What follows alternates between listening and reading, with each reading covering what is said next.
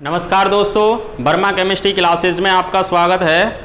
इससे पिछले वाले वीडियो में हम चार जो अणुसंक गुणधर्म थे उनकी सहायता से विलय का मोलर द्रव्यमान ज्ञात कर रहे थे, जिसमें सबसे पहले हमने बाष्पदाब अवनमन की सहायता से विलय का मोलर द्रव्यमान ज्ञात किया। उसके बाद में क्वथनांक में उन्नयन की सहायता से विलय का मोलर द्रव्यमान ज्ञात किया। आज का जो हमारा टॉपिक है वो है हिमांक में अवनमन की सहायता से विलय का मोलर द्रव्यमान कैसे ज्ञात करते हैं। तो चलिए शुरुआत करते हैं। हिमांक में अवनमन की सहायता से विलय का मोलर द्रव्यमान ज्ञात करना।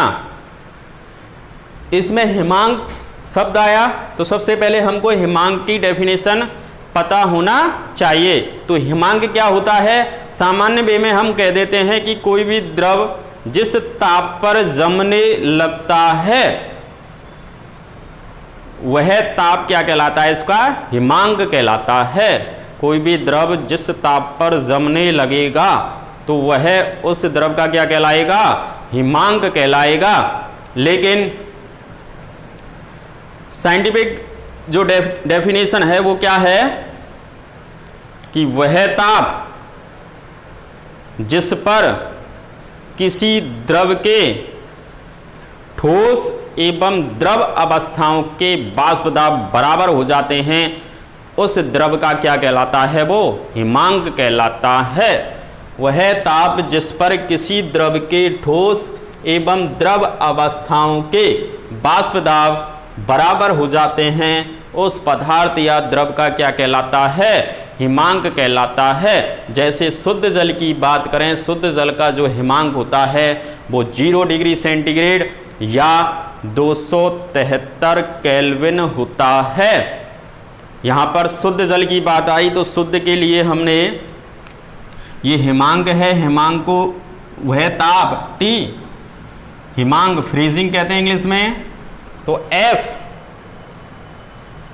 TF। लेकिन शुद्ध की बात कर रहे हैं। हमने कहा इस चैप्टर में जब कभी भी शुद्ध आएगा तो उसके लिए हम क्या लिखेंगे?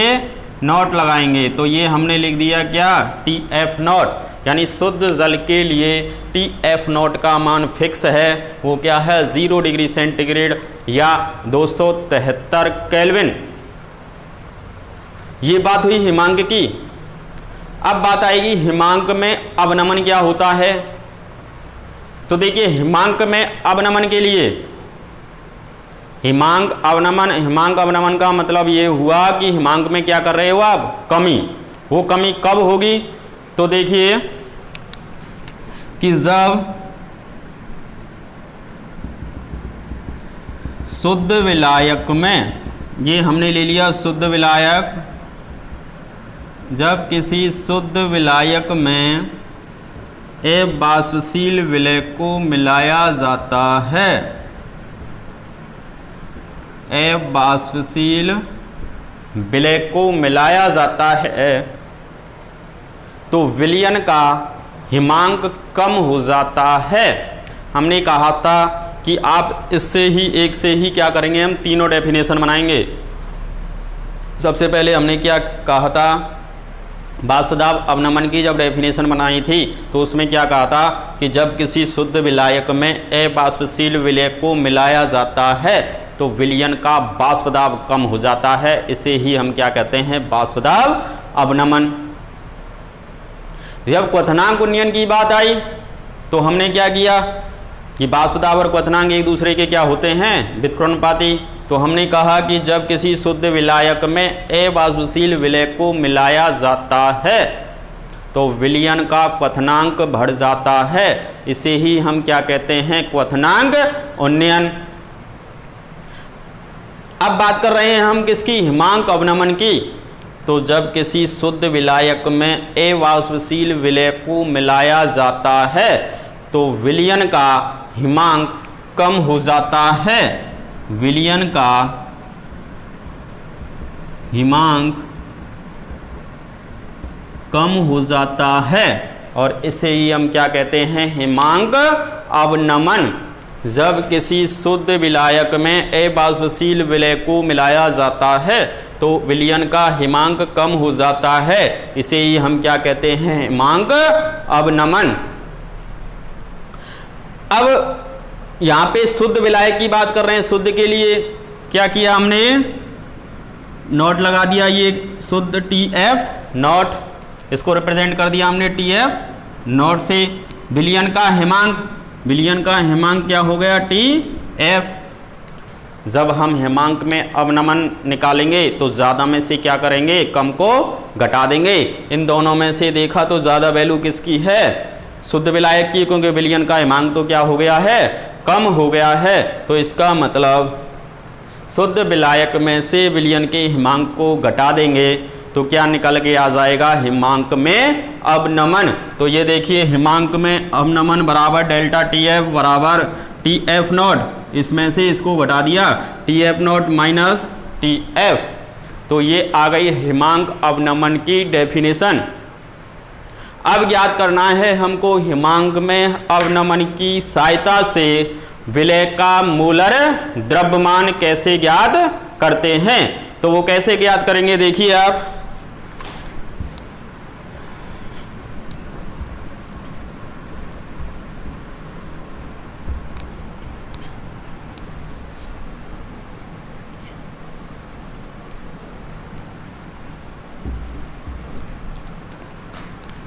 तो देखिए हिमांक में अवनमन ज्ञात करने के लिए,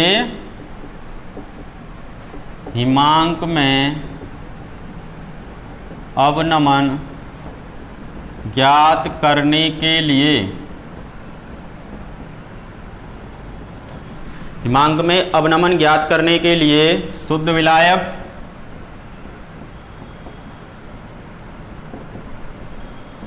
तथा इसमें बने अबाष्पशील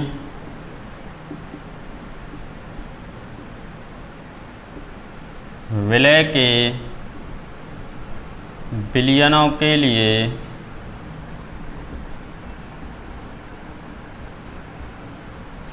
वाष्प दाब एवं ताप में ग्राफ खींचते हैं। वाष्प दाब और ताप में क्या खींचे हमने? ग्राफ खींचे। किसके जैसे ही? क्वथनांक उन्नयन के जैसे ही। तो हमने जैसे ही ग्राफ खींचे तो ग्राफ देखिए इस प्रकार के ग्राफ प्राप्त हुए।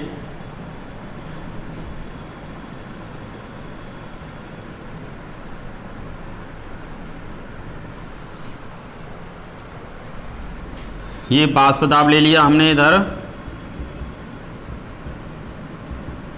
और इधर ले लिया हमने टेम्परेचर। वाष्प दाब और ताप,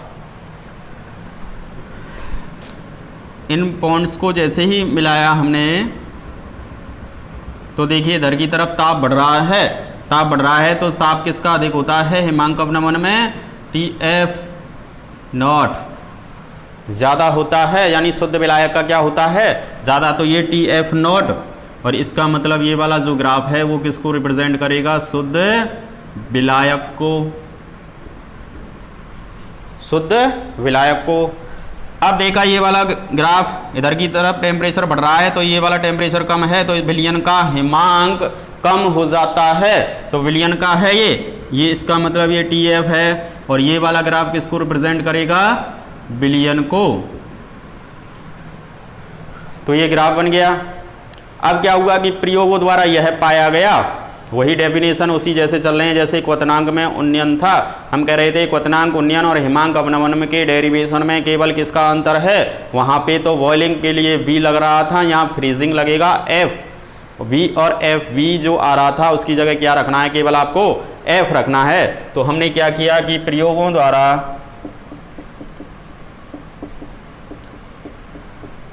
द्वारा यह पाया गया कि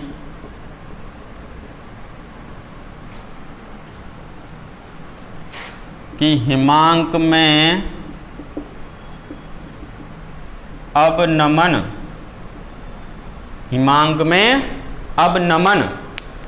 हिमांक में अवनमन को किससे रिप्रेजेंट कर रहे हैं, 2 का अंतर है तो डेल्टा TF।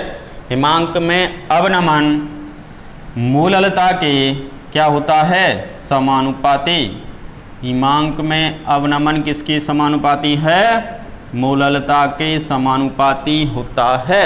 अर्थात डेल्टा TF हिमांक में अवनमन यानी डिफरेंस जो है हमने निकाला है अभी हिमांक में अवनमन। हिमांक में अवनमन अभी हमने क्या लिखा था कि डेल्टा TF बराबर विलयन का हिमांक कम हो गया तो शुद्ध का ज़्यादा है, TF नॉट माइनस TF, ये डेल्टा TF लिखा था हमने। हम कह रहे हैं हिमांक में अवनमन मूललता के क्या होता है, समानुपाती।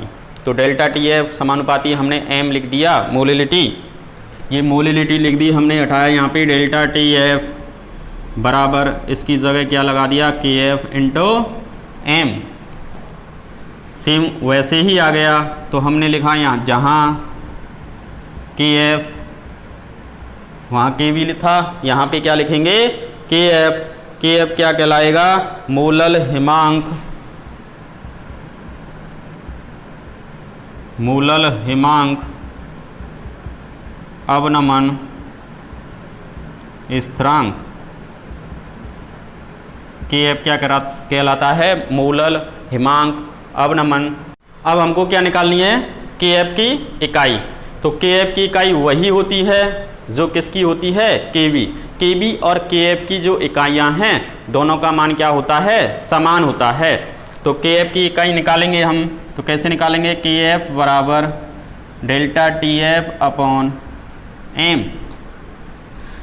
T की इकाई क्या होती है, केल्विन, टेम्परेचर है केल्विन, और m की इकाई क्या होती है, हम क्या लिखते हैं, मोल ग्राम इनवर्स, मोल ग्राम इनवर्स। तो इसमें उल्टी लिखेंगे तो क्या हो जाएगी, MKS में लिखा तो हमने ये किलोग्राम मोल इनवर्स। तो KF की इकाई वही होती है जो किसकी होती है, KB की, और उसका मान क्या होता है, केल्विन किलो मोल इनवर्स। ये किसकी इकाई निकाल ली हमने, KF की। KF की इकाई आपसे 1 नंबर में पूछ लेता है कि KF की इकाई लिखिए, तो या KB या KF दोनों की इकाई क्या होती है, समान होती है, केल्विन किलो मोल इनवर्स। अब बात कर रहे हैं, देखिए इसकी सहायता से हम विलय का मूलर द्रव्यमान कैसे ज्ञात करेंगे। तो हमने लिखा डेल्टा TF बराबर KF इंटू m। m की वैल्यू रखेंगे हम, क्या होती है, WB into 1000 upon MB into WB। चूँकि m बराबर मोलिलिटी बराबर क्या होती है, WB into 1000 upon MB into WB, जहाँ WA बराबर क्या है, ये हमने पूरे चैप्टर में क्या माना है, विलायक। WA बराबर विलायक का भार, और WA बराबर किसका भार है, विलय का भार।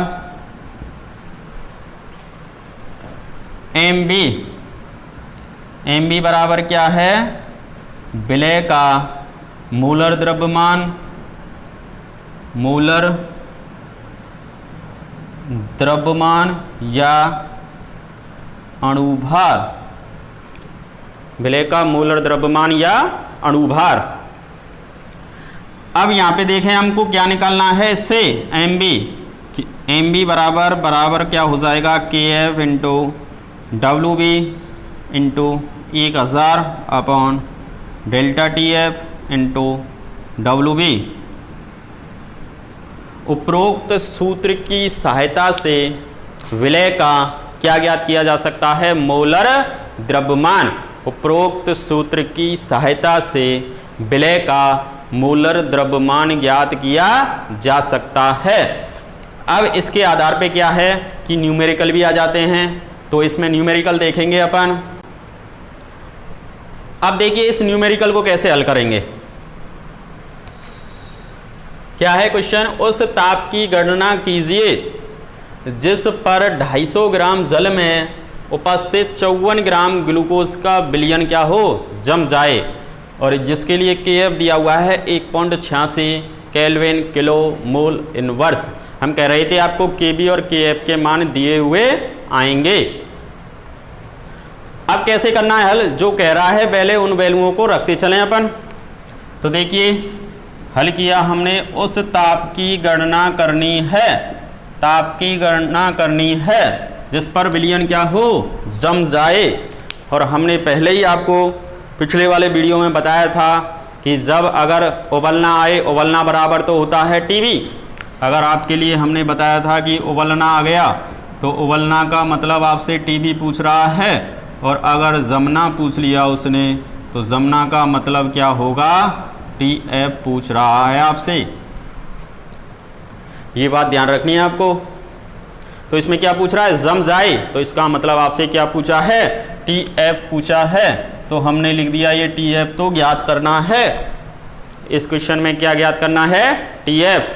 अब क्या दे रखा है कि 250 ग्राम जल में कितने ग्राम घुला हुआ है, 54 ग्राम ग्लूकोज घुला हुआ है। तो इसका मतलब ये ज़्यादा मात्रा है, ये कम मात्रा है। तो ये ज़्यादा वाला तो क्या बन जाएगा, विलायक, और कम वाला क्या है, विलय। तो विलायक को हमने पूरे चैप्टर में क्या माना है, ए, और विलय को क्या माना है, वी। तो हमने क्या किया, ये इसका मतलब बाहर है, ये WA विलय का बाहर होगा, ये तो कितना है 250 ग्राम, और ये हो गया WB कितना 54 ग्राम। KF दिया हुआ है 1.86 केल्विन किलो मोल इनवर्स।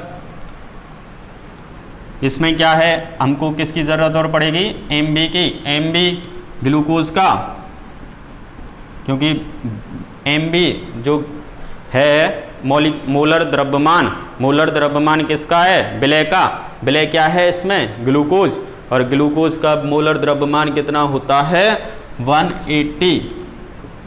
इसको निकालेंगे तो कैसे, C6H12O6, इनके परमाणु भार को जोड़ करके क्या निकालेंगे, इसका अणु भार या मोलर द्रव्यमान, वो कितना आएगा 180। 180 आ गया। अब हमने क्या किया, देखिए TF निकालना है, जो पूछ रहा है हमने वही निकाला। तो TF निकालने के लिए TF वाला फॉर्मूला लगाया।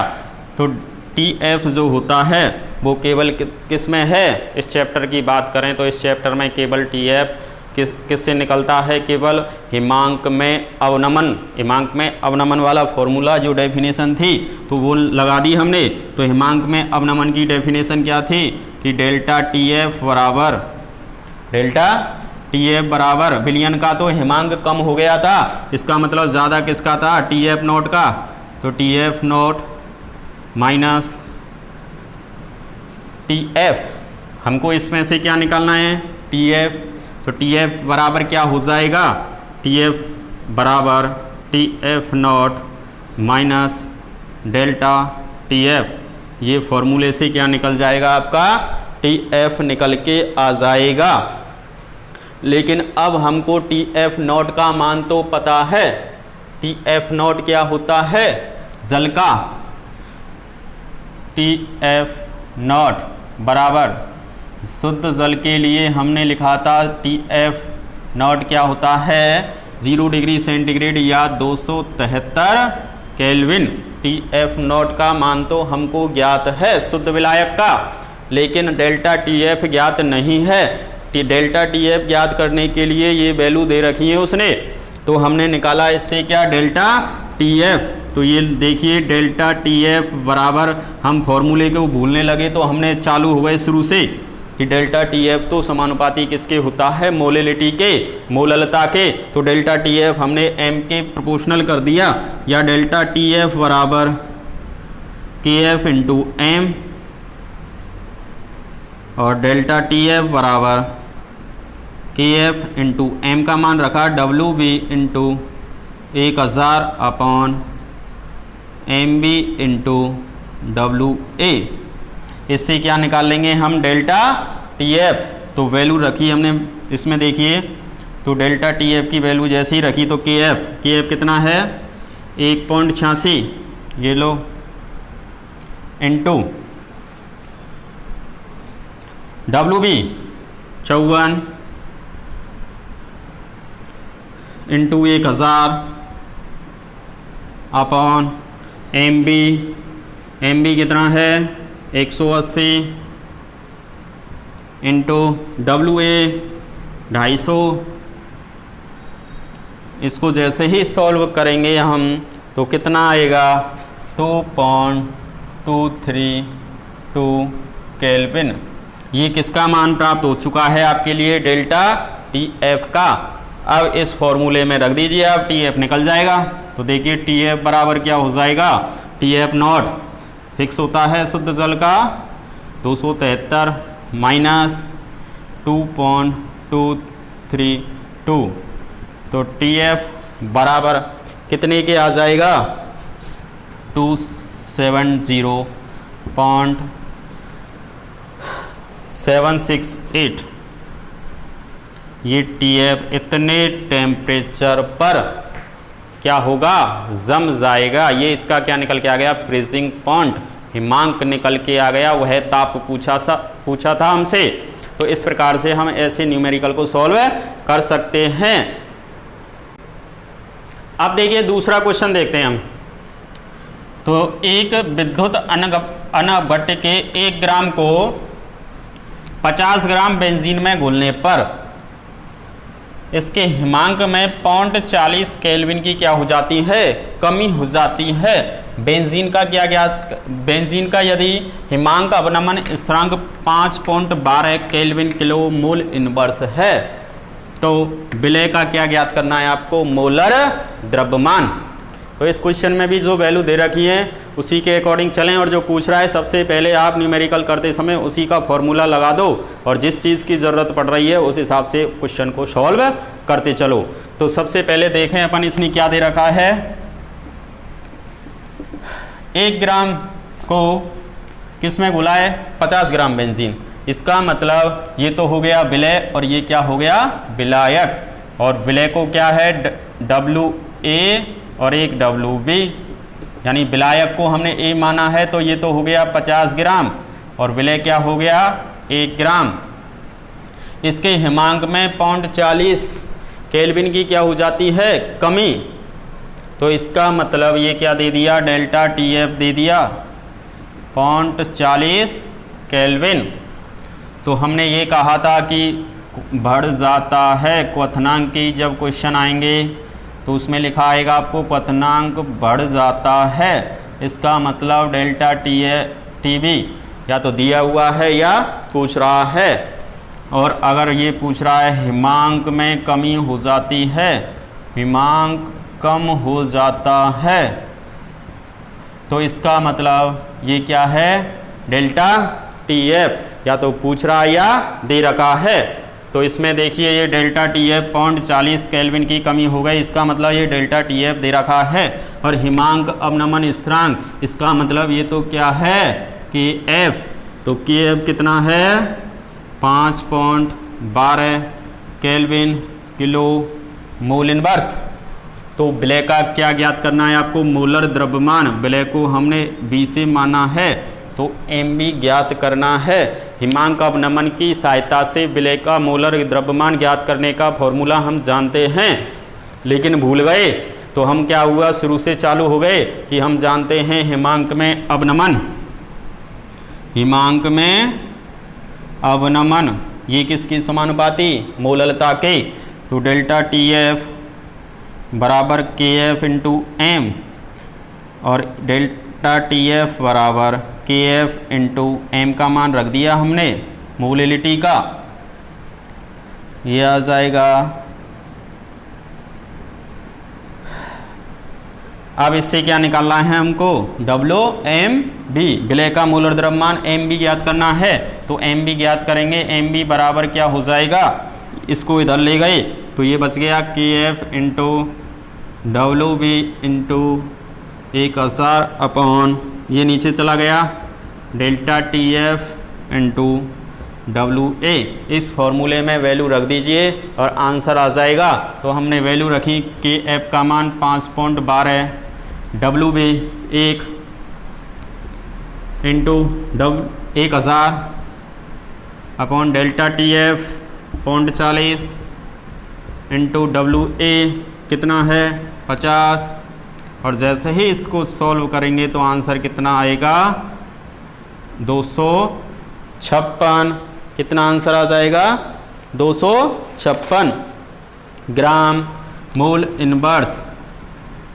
ये इसकी यूनिट है मोलर द्रव्यमान की, तो 256 ग्राम मोल इनवर्स। तो इस प्रकार से हम हिमांक अवनमन से संबंधित जो न्यूमेरिकल हैं वो इजीली वे में सॉल्व कर सकते हैं। ये वीडियो आपको कैसा लगा please subscribe, like and bell icon button दबाना ना भूलें। धन्यवाद।